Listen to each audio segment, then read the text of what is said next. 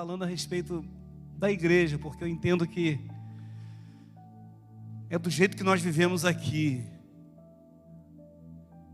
é do jeito que você relaciona aqui com Deus, primeiramente, é que vai fazer com que a sua vida seja de uma forma muito especial, bem tranquila no céu. Porque se você tem dificuldade de amar o teu próximo, que você vê como que você vai dizer que ama a Deus se você nunca ouviu. Então eu penso que uma das maiores riquezas que nós temos é compreender o amor de Deus e os seus mandamentos. Amar a Deus sobre todas as coisas e o teu próximo como a ti mesmo. Eu sei que não é nada fácil, porque a gente tem essa percepção de que da onde vêm as guerras, os crimes, feminicídio que está na moda, rixas, ofensas. Obviamente nós poderíamos explicar assim, vem do egoísmo, né? Daquilo que está lá no Gênesis, no capítulo 4:8. Mas da onde vem a origem? É lá de lá mesmo. A inveja, a intolerância, o preconceito, e a gente fala muito sobre preconceito, é uma palavra que está muito na moda hoje, e talvez as pessoas não compreenderam o que é preconceito, talvez muitos ainda não entenderam o que é amar a Deus e o teu próximo como a ti mesmo. Eu penso que nós não precisávamos de leis para amar o próximo, para respeitar o próximo. Deveria ser algo bem natural na minha vida e na sua vida, independente da religião. O ser humano, ele precisa respeitar o outro, apesar do outro. E nos falta muito isso, e há uma cobrança muito externa do que a igreja não faz, do que a igreja não realiza. Por que há tantas contendas dentro da igreja? Justamente por causa dos nossos pecados. Porque as pessoas lá fora querem ver uma igreja pura, santa e perfeita. Essa não existe ainda na face da terra, só no céu. Quando o Senhor buscar a sua igreja e juntos estivermos com Ele naquele grande dia. Então nunca foi fácil, e eu diria para você, nunca será fácil a convivência entre os homens. É só você conversar um pouquinho lá na sua casa, se às vezes o negócio não esquenta lá, né? Não é só a panela de pressão e nem a comida que está no fogão, não. Às vezes algumas coisas acontecem dentro de casa. E aí a gente tem a ideia de que a Bíblia, ela nos dá um caminho para isso. Até mesmo confiar no homem é um tanto meio que complicado. A Bíblia diz que maldito é o homem que confia no homem. Isso é genérico. E eu estava justamente pensando nessa minha caminhada, dessa trajetória que eu estou no ministério pastoral, das dificuldades que nós temos. E são muitas dificuldades. Para a gente entender o outro e viver de uma maneira estável, normal, porque a vida é normal. A gente que faz da vida algo anormal. A vida é normal. Se nós levássemos a sério o Evangelho, que está na palavra, se a gente usar toda a palavra, a gente vai viver a menos. A gente vai evitar os confrontos. E às vezes a gente tem uma percepção, tem gente que gosta do confronto. Tem gente que gosta do barraco, né? Na melhor versão popular, gosta de um barraco. E eu penso que o melhor de tudo é você estar de bem com Deus. Porque se eu estou de bem com Deus, eu não posso fechar os meus olhos para o sofrimento alheio. O amor que se manifesta no meu coração é derramado lá do céu, ele não vem de mim mesmo. Esse sentimento que cada um de vocês que estão aqui tem para com o outro, para com o pastor, não vem de você mesmo, é do céu. Recebi aí uma foto tipo uma foto minha, a irmã Rita mandou, achei tão bonito aquilo, tão lindo, né? Obrigado, irmã Rita, tá aqui, acho que hoje já está ali, né, de máscara.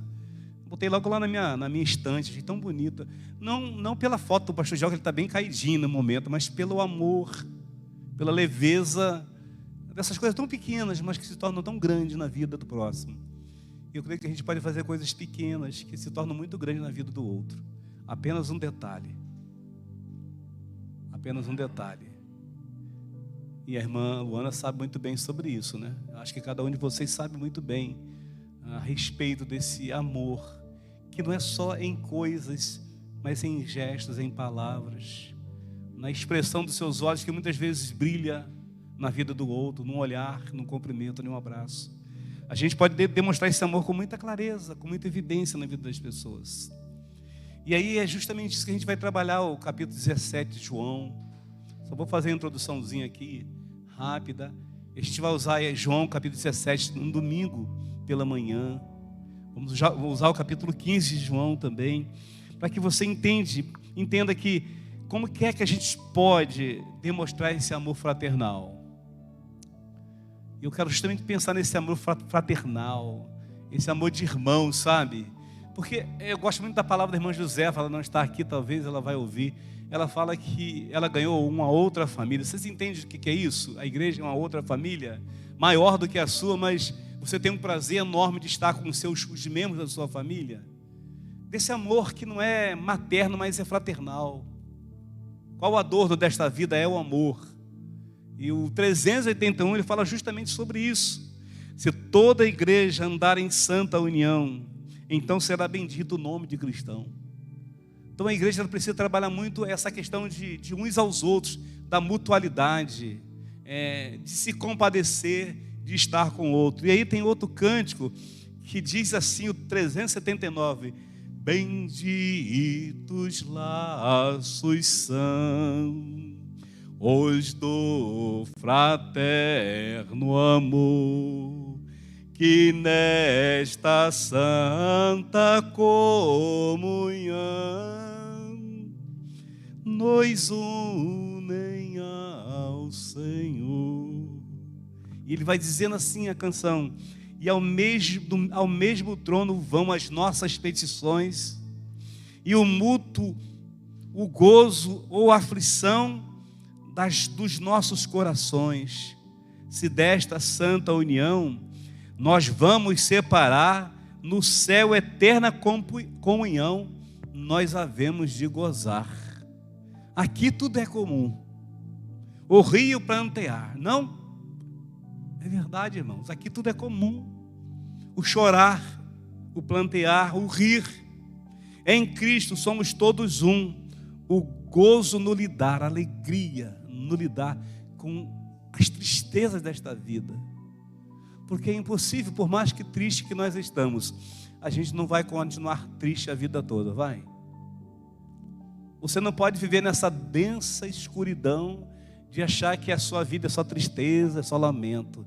Um dia o lamento e a dor vai ter que cessar. E você vai ter que buscar isso. E é justamente isso que a gente aprende uns com os outros. O que seria de mim se eu não tivesse pastoreando uma igreja? O que seria do meu chamado se Deus não me desse uma igreja para pastorear e viver essa harmonia no meio de muitas lutas e confusões e brigas? Não brigas de, sair no tapa, não. Coisas tão pequenas, tão banais que a gente já passou, que nos fizeram tão mal. Você tem algum exemplo assim que você já passou tão mal dentro da igreja? Ou na sua família, que você não gostaria de estar ali? Em uma reunião na igreja, quantas e quantas vezes nós passamos por isso? Desnecessariamente, não é verdade? Às vezes não era nem necessário aquilo, nós passamos por aquilo, justamente porque a gente ainda está em um processo de maturidade, de aprendizado. Todo dia nós estamos amadurecendo e todo dia a gente está crescendo, envelhecendo, ao mesmo tempo aprendendo tantas coisas. Eu aprendo com a Bíblia que uma das coisas que nos une é esse amor, que me faz ser generoso. Eu acho que a generosidade ela acaba em todo lugar. E quando eu falo de generosidade, não é dar o valor X. A gente não deve nunca expor, sabe, quanto você ganhou. Minha esposa tem muita dificuldade nisso. E quando eu falo alguma coisa aqui em casa, a gente ajeita com os ponteiros. Que não é necessário você fazer uma exposição daquilo que você, sabe, alguém te deu. Às vezes a gente faz por impulso mesmo. E por amor mesmo, por alegria de expor. Mas não é muito bom a gente fazer isso mesmo, não. O que você fez, o que você recebeu com muita alegria no coração. E você coloca para Deus isso. 2 Coríntios, capítulo 9, 11. Eu estou aqui introduzindo, não estou estou só mais conversando com vocês. Ele vai dizer que nós devemos agir com generosidade. Olha o versículo 9, 11, diz assim: Ele fará com que vocês sejam sempre ricos, para que possam dar com generosidade. Aí, irmãos, eu fico pensando, eu mereço tanto assim? Merece. Você é muito abençoado através de muitas pessoas. Por que as pessoas estão fazendo isso por você? Porque você merece, porque você chegou a um patamar de vida que a bênção chegou até você por causa de você também. Pelo seu testemunho, pela sua vida, também pela forma de você ser, de se comportar. As pessoas nunca vão esquecer daquilo que você faz. As pessoas nunca vão esquecer da sua generosidade, seja pouco ou muito. Elas nunca vão esquecer, vão levar para o túmulo tudo que você faz, tudo que você realiza. Passarão décadas, elas nunca vão esquecer daquele gesto. E às vezes foi tão involuntário que você nem lembra daquilo que você fez. Isso já aconteceu muitas vezes comigo. De não me lembrar dos atos de generosidade. E talvez seja isso com você. Detalhes que às vezes você nem percebeu. Pessoa, eu me lembro, pastor. Eu me lembro fulano, me lembro daquele dia, daquela hora, naquele momento. Irmãos, as pessoas vão se lembrar da sua generosidade. E ao mesmo tempo você vai receber generosidade. E eu não gosto de falar, mas recebi tantas coisas essa semana que eu falei, Senhor, aonde eu vou colocar tudo isso? E como que eu vou comer tudo isso? Eu falei, Senhor, tudo em uma semana só? Eu fiquei impressionado, né? Não vou fazer exposição para ninguém bater no meu portão lá, tá bom? Em nome de Jesus. Mas eu já distribuí muita coisa, irmãos. A pessoa foi tão generosa que eu tive que fazer o quê? E quando aquela pessoa saiu, no outro dia chegou outra pessoa batendo no meu portão, pastor, trouxe para o senhor. Eu falei, que é isso? É demais da conta, mas é generosidade, eu vou receber, eu vou abraçar. Não vou falar A e B, mas, gente, é bom demais ser generoso, porque quando você é generoso, a generosidade bate também na sua porta. Bate na sua porta. Então é muito importante. Outra coisa é a gente socorrer e servir o próximo. Socorrer, gente. Quantas pessoas estão em um SOS e que liga para você, tem hora que você tem que ir, tem hora que você não pode, mas tem hora que você tem que ir. E às vezes as pessoas me ligam assim, eu posso, eu vou socorrer. Fulano não pôde, então eu vou lá socorrer essa pessoa.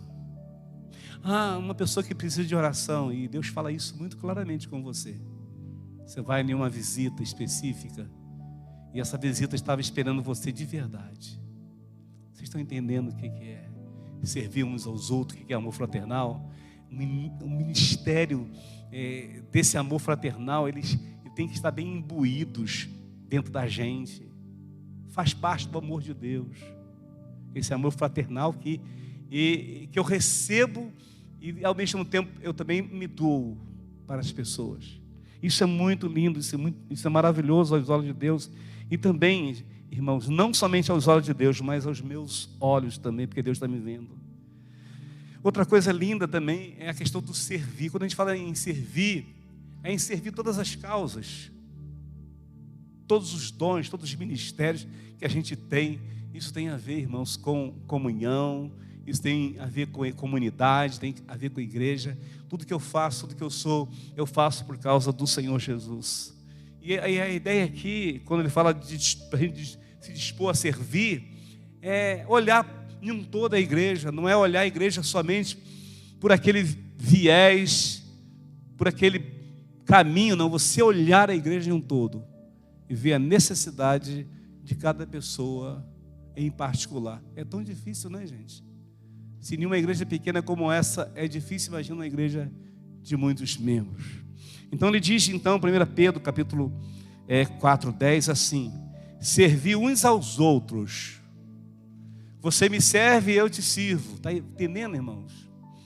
Cada um conforme o dom que recebeu.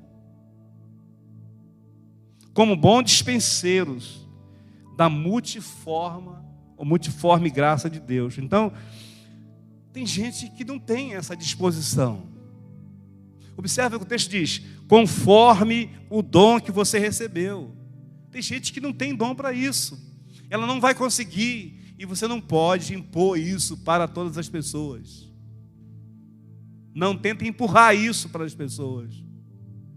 O dom é uma dádiva de Deus, que às vezes Deus só deu para você. Então usa-o para abençoar, para servir uns aos outros. E ele vai dizer, como bons dispenseiros. Quando a gente pensa nessa palavra dispenseiros, é que a minha dispensa tem que estar cheia de todas as coisas boas que o Espírito Santo de Deus me capacita para fazer. Da multiforme graça de Deus, das várias formas de Deus agir na minha vida e na sua vida. Portanto, faça isso, sirva ao Senhor, sirva uns aos outros de acordo com a sua capacidade. Eu não posso, mas um pouquinho você pode. Um pocão você pode. Ou então se doa por completo, demonstrando sensibilidade. E isso falta muito na vida da igreja. Falta ou não falta? A falta de sensibilidade. A gente precisa trabalhar muito isso na vida da igreja. Tem dia que eu não estou bem, tem dia que você não está bem, né? E se a gente entender isso, a gente vai, com certeza, fazer com que a igreja entenda esse amor, viva na comunhão, mas entendendo a dor do outro, sentindo a dor do outro, envolvendo com a dor do outro. Às vezes a gente não pode curar toda a dor, toda a tristeza de alguém, mas com um gesto seu, com a atitude sua, as coisas podem influir na vida do outro. Por isso que ele diz assim: alegrai-vos com o que se alegra, chorai com os que choram. Faz parte, Romanos 12, versículo 15. Há tempo de chorar e tempo de se alegrar. Sim ou não, queridos? Mas será que nós estamos tão sensíveis a sentir realmente a dor do outro? Será que a gente busca saber porque o outro está vivendo aquele momento? Será que a gente tem essa percepção de ser tão sensível, de sentir a dor do outro e ao mesmo tempo se contagiar com a alegria do outro? Tem gente que fica triste com a alegria do outro. Mas o que o Senhor nos chama a atenção aqui, Ele vai dizer: alegrai-vos. Ele está falando de um todo. Se alegra com as pessoas que estão felizes. Se alegram com as pessoas que estão vivendo um bom momento. Diga parabéns, Deus abençoe a sua vida. Estou feliz, estou contente com você. Chora com as pessoas que estão passando necessidade. Ai, meus irmãos, se eu pudesse estar na vida de todas as pessoas que choram, que sofrem, a gente não pode. E aí as pessoas falam: essa igreja não faz nada, né? Ah, se nós pudéssemos, meus irmãos, trabalhar com a demanda toda da igreja. Ah, se nós pudéssemos, seria um ganho enorme para o reino de Deus. Mas existe a limitação humana, espiritual, que às vezes não nos deixam ir mais adiante. Dando bons conselhos. Será que você é uma pessoa de dar bons conselhos? De colocar a pessoa para cima, de falar bem da igreja, do pastor, daquele que está caído do pecado? Ou será que você pisa mais, coloca ela mais no buraco? A Bíblia fala para a gente ter esse senso de dar bons conselhos. Ele vai dizer no capítulo de Colossenses 3,16. Colossenses 3,16 diz assim: instruir-vos, aconselhai-vos mutuamente em toda a sabedoria. Instruir-vos, aconselhai-vos mutuamente. Olha, mutuamente. Eu com você e você comigo. Olho no olho, cara na cara. Fala algumas verdades que ela precisa ouvir. Corrija a sua pessoa, a pessoa que você ama. Não tenha medo de falar a verdade. Você é assim, você tem que melhorar assim, em nome de Jesus. Não tenha medo de corrigir a pessoa que você mais ama. Tem pessoas que precisam ouvir verdades. E isso é um dom também, que faz com que a igreja cresça, que a igreja se desenvolva. Só passar a mão só, querido. Só se alegrar, está muito bom. Não, cuidado. Aconselhai-vos mutuamente em toda sabedoria. Cuidado com aquilo que você fala, com aquilo que você diz.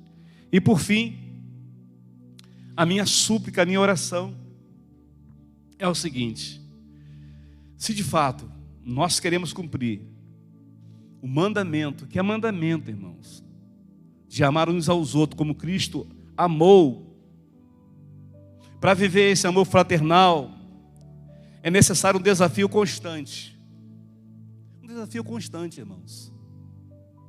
Porque viver o amor fraternal, viver a vida da comunhão, dos bons relacionamentos, requer relacionamentos profundos com Deus. Não dá, meus irmãos, para ser igreja sem entendermos a oração do capítulo 17 de João. E eu quero ler esse texto, e a gente vai encerrar daqui a pouquinho lendo esse texto agora, e domingo pela manhã e à noite estarei ministrando dentro desse texto. Vai comigo lá, você que está aqui, você que está em casa também. Eu já estou encerrando, só fiz uma pequena introdução aqui. A amiga da Luana está aí, seja bem-vinda. Eu não sei o nome, né, mas já perguntei uma vez, já esqueci. Leona. Vem de leão, né? Leona. Ok. Eu creio que essa oração,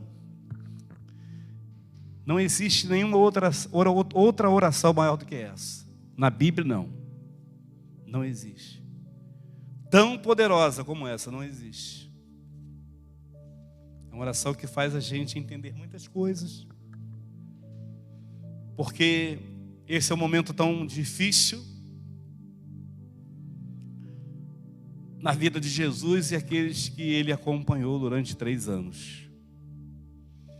E aí vocês vão entender que depois de falar essas coisas, ele vai falar que ele era a videira verdadeira, que nós somos os galhos.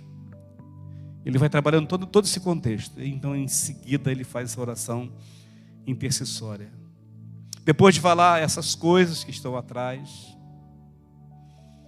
Jesus levantou os seus olhos e disse: Pai, chegou a hora, glorifica o teu filho. Agora ele está falando, irmãos, sendo ele Deus, ele está fazendo uma oração em nome de Deus, o próprio Deus, fazendo oração para o seu próprio Pai, para que também o Filho te glorifique. Então, nesse exato momento, o próprio Filho de Deus está glorificando o Papai do céu.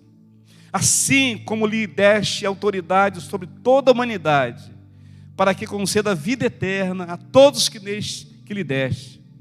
Esta é a vida eterna. Olha, irmãos, a oração de Jesus, que todos que nos ouvem, todos que estão aqui nesse culto presencial, saibam que a vida eterna é essa, que todos conheçam quem? O único Deus verdadeiro, e a Jesus que enviaste. Eu te glorificarei na terra, completando a obra do qual me encarregaste. Agora, pois, glorifica-me, ó Pai, junto a ti, com a glória que eu tinha contigo antes do mundo existir. Antes do mundo existir, Jesus já era Deus. E agora ele pede o Papai do céu para que Deus seja glorificado na vida dele. Manifestei o teu nome aos homens do mundo que me deste. Eram teus e tu deste a mim. Quem são esses homens? Os discípulos de Jesus. E eles obedeceram a tua palavra. Então a igreja precisa obedecer a tua palavra, se deseja de verdade ser uma igreja unida em amor e em graça. Agora sabem que tudo quanto me deste vem de ti. Tudo, irmãos. Tudo que Deus deu a Jesus vem do trono da graça. E tudo que Deus nos deu vem da onde, irmãos? do trono da graça. Porque lhes transmiti as palavras que tu me deste, ou seja, Jesus ensinou os discípulos, e nós também somos discípulos de Jesus para repassar as verdades de Deus na vida das pessoas. E eles as acolheram e verdadeiramente reconheceram que vim de ti e creram que tu me enviaste. Da mesma forma que eles creram, nós devemos crer e nós devemos repassar. Eu rogo a eles, não rogo pelo mundo, para que por aqueles que me deste, pois são teus, todas as coisas me pertencem, são tuas, e que te pertencem são minhas, e neles sou glorificado.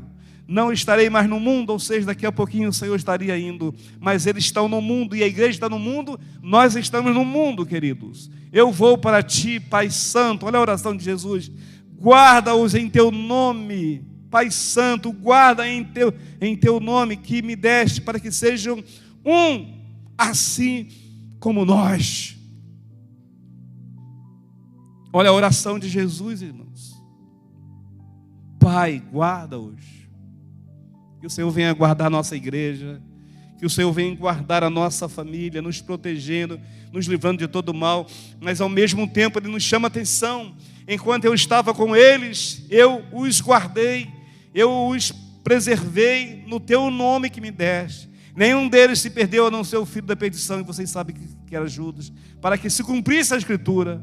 Mas agora eu vou para ti e digo isso enquanto estou no mundo, para que eles tenham a minha alegria e a alegria seja plena. Então, irmãos, a nossa missão na terra, independente das lutas, independente dos relacionamentos que às vezes quebram, a minha oração, a oração de Jesus, é que todos nós tenhamos alegria e alegria plena. E ele continua no versículo 14: e eu lhes dei a palavra. Então ele deu a palavra, ensinou a palavra. O mundo os odiou, pois não são do mundo, assim como eu também não sou do mundo. A igreja está no mundo, mas a igreja não deve se comportar como o mundo, porque a igreja está no mundo como dispenseiros de pessoas que estão sendo trabalhadas, orientadas pelo Espírito Santo de Deus, pela palavra, porque um dia, irmãos, todos nós não estaremos mais aqui. A igreja está aqui nesse mundo de passagem, e um dia todos nós estaremos juntamente com o Senhor Jesus. E ele faz uma oração tão linda e tão maravilhosa no versículo 15. Eu não estou orando, eu não estou clamando para que os tire do mundo, mas que os guarde do maligno. Irmãos, ele está falando com toda a igreja universal na face da terra, que o Senhor proteja a sua igreja, que o Senhor livre a sua igreja das artimanhas de Satanás. E a gente tem percebido o avanço da perseguição religiosa já no Brasil. E nós não podemos fugir, que nós temos a proteção, e o Senhor há de continuar nos guardando. Continuando com a palavra, irmãos. Eles não são do mundo, assim como eu também não sou do mundo. E aí essa palavra é tão forte para mim e para você. A minha palavra nesta noite é que o Senhor santifique a igreja. Observe a versão, irmãos. A Bíblia diz, o versículo 17, santifica hoje na verdade. Porque Jesus faz essa oração, porque você não pode se santificar sozinho. Aprenda isso. Você não tem poder de se santificar sozinho. Você não tem poder de santificar e nem de se consagrar sozinho. Depende do Espírito Santo de Deus, depende da verdade de Deus, da palavra de Deus. Olha como ele diz a palavra, santifica-os. Ou seja, Deus santifica a minha vida, santifica a minha família, santifica os meus filhos. A minha oração é sempre assim, irmãos. Santifica a sua igreja, Senhor. Santifica meus filhos, Senhor, para que eles possam crescer e serem bênçãos na tua presença. Assim como tu me enviaste ao mundo, eu também os enviei ao mundo. A igreja está no mundo como alguém que há de levar a mensagem do Evangelho, que está lá no capítulo 28 de Mateus. E por ele me santifico. Olha como ele muda, irmãos, o texto. E por eles me santifico, porque ele pode fazer isso, que ele é Deus, para que também eles sejam santificados na verdade. O que é a verdade? E todos nós sabemos que é a verdade. E eu rogo, a minha oração, eu clamo, não somente por eles, E aí ele fala para quem, queridos? Para as pessoas, meus irmãos, que estão nesse mundo, que de repente está ouvindo a palavra do Senhor, que está crendo na palavra do Senhor hoje e que vai crer amanhã pela palavra de quem? Da igreja, dos discípulos. 21, ele repete: para que todos sejam um. Assim como tu, ó Pai, és em mim e eu em ti. Para que o mundo creia que tu me enviaste. Aqui eu paro e a gente termina, irmãos. Eu repito esse texto. Para que todos sejam um. Ele está dizendo para que todas as igrejas, que todos os povos que se dizem cristãos sejam um. Preste atenção aqui, queridos. Assim como tu, ó Pai, és em mim e eu em ti, que também eles sejam em nós, para que o mundo creia que tu me enviaste. Uma das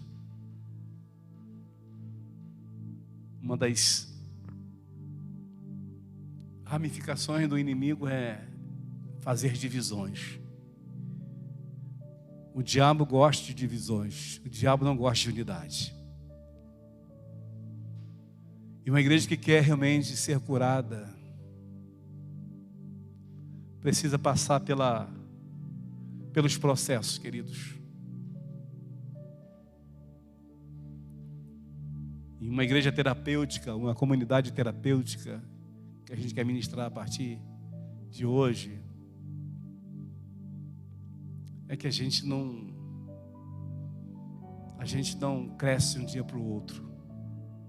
Eu vou crescer para Jesus, para quando eu estiver desse tamanho assim, eu quero trabalhar para meu Jesus sem fim. Irmãos, eu estava pensando nessa palavra e pensando justamente por que a gente não comunga com os outros. Por que a gente tem tanta dificuldade de comungar com o outro? Que tem a mesma essência do Cristo. Porque tantas divisões, tantas igrejas. Nós temos aqui em média, me parece, mais de 20 igrejas nesse bairro. Imagina se nós fôssemos uma só igreja nesse bairro. Você tem ideia do que é isso? Por isso que vem o que eu falei no início. A soberba, vem a inveja, vem a cobiça. E aí a gente tem dificuldade enorme de ser um só em Cristo. Imagina, meus irmãos, como seria a força da igreja se todos nós estivéssemos aqui nessa quarta-feira de joelhos dobrados e todo mundo clamando pelo nosso Brasil. Imagina se toda a igreja fosse uma de verdade. O inferno não aguentaria. A Irlândia, um missionário começou a orar, a Rússia ia invadir a Irlândia mesmo. E o missionário começou a orar: Senhor, salve a Irlândia. E ele começou a fazer essa oração. Era impossível a Irlândia ganhar a guerra. Vocês sabiam que com essa oração e o movimento foi crescendo e a Irlândia conseguiu ganhar a guerra? Senhor, salve a Irlândia. E a gente pode orar assim: Senhor, salve o nosso Brasil, salve a nossa igreja desse mundo pecaminoso. Nos dá a unidade do Espírito. Nos dá a alegria de viver entre os nossos irmãos, comungar a mesma fé. E nos encher desse poder que está no céu, mas que precisa vir para dentro de nós, para que a gente venha derrotar o inferno aqui na terra. E a gente pode fazer isso, porque o inferno não é o lugar que o diabo preparou. O inferno é o lugar que Deus preparou. Vocês sabiam disso? O diabo é criatura de Deus. E um dia ele vai ser derrotado por completo. E viveremos um milênio com o Pai. A minha súplica é que eu e você estejamos lá, conscientes da nossa missão aqui na terra, queridos, de fazer com que a nossa comunidade, a igreja venha a ser curada dia após dia. Alguém me diz: pastor, você sente aquele esporão de calcânio ainda? Eu falei: não. Por quê? Eu tomei doses homeopáticas de um remédio durante muitos anos e eu não sinto nenhuma dor mais no meu esporão de calcânio. Mas parecia água, mas todo dia eu fazia todo dia, a mesma coisa. 3 gotinhas na água, de manhã, de tarde, 3 gotinhas. Ao longo de 3 anos, eu fui curado. Talvez se eu tivesse tomado as drogas, eu não poderia nem mais andar hoje. Infiltrações, drogas e mais drogas, a homeopatia, as doses homeopáticas foram me curando. E hoje, graças a Deus, eu não sinto nenhuma dor no meu esporão, só tem as marcas. Porque o esporão de calcânio era tão grande que ficou as pontas para fora. E às vezes eu tenho que comprar um calçado de acordo para ir além do meu esporão de calcânio. Mas eu fui curado. Assim como é a nossa vida espiritual, você pode ser curado sim. Não tenta ser curado de um dia para outro. É dia após dia. Que Deus nos abençoe. É a nossa súplica, é a nossa oração em nome de Jesus.